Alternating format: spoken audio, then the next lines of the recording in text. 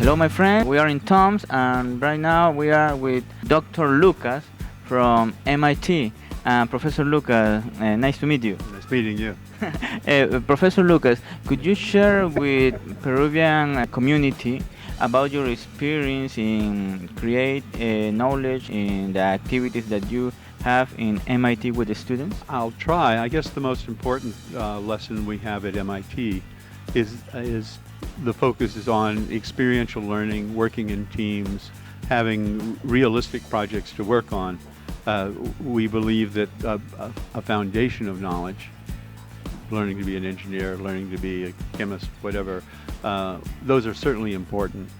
But if your purpose is to start entrepreneurship, if your purpose is to drive innovation very strongly, then you need to give your students multiple opportunities to work in teams, to develop real products, and work on realistic activities that would lead them to develop the skills that they'll need in the real world.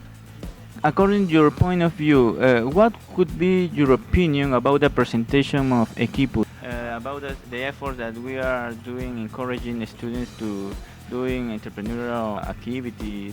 I think it's in a substantial degree similar to what I was just saying. I think you're trying to do the right thing. I think where you'll find it very difficult is to have the number of projects, the number of opportunities the student have to scale it up, not scale it down. So I work in a program about engineering leadership, and as the students that come into our program at the beginning of their third year, they on average have had 2 or 3 realistic projects. They've been overseas. They have worked in perhaps Peru, or certainly different parts of Latin America they have. And so I think that it's that experience on top of knowledge that turns someone into a real innovative engineer or scientist. Then, according to your point of view, it's very important entrepreneurship to develop leadership. There is a connection between those activities? Oh, certainly. One of the reasons why the Gordon program got started that I work with is that we were noticing that the engineering students, once a year there's a major competition at MIT, and groups are formed in order to win $50,000 or $100,000 in a huge competition. And what we noticed is that Harvard, just down the road from us at MIT, Harvard had a lot of students, and they're eligible to join the MIT program, as are some others.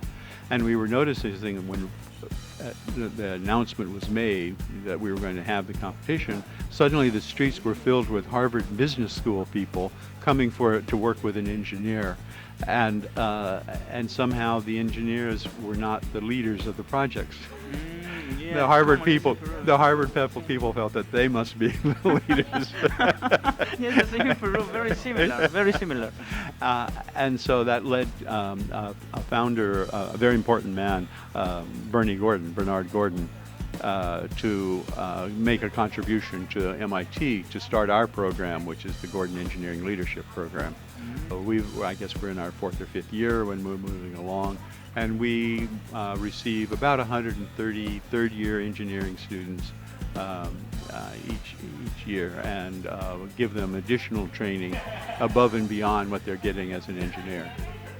Okay. Professor, the last question. Commonly, students only want to go in Peru to the universities for the diploma, and they do not want to create more things. They don't want to do entrepreneurial activities, even that we are considered an entrepreneurial countries. What would be your recommendation for universities to change this situation? Maybe you have some recommendation for us.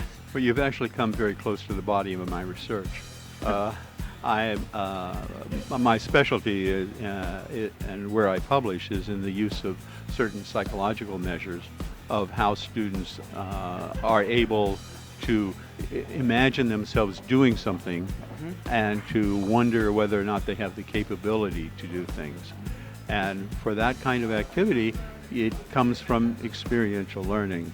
So if you give people lots of opportunity and early in their university years, you will find that they will then develop this foundation of appreciation that they could do it, and then they can do it, and when that happens, then they will want to do it. But if you want to try to turn someone to doing something like engineering projects, you know the story of Aesop's fable, the fox and the grapes? The fox tries to bite the grapes, and he jumps and he jumps and he can't reach them, right?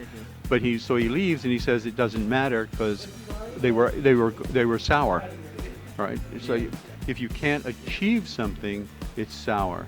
If you can't achieve running a project, if you can't achieve going into engineering activity, then it's not very useful and very valuable, right? It couldn't possibly have been important.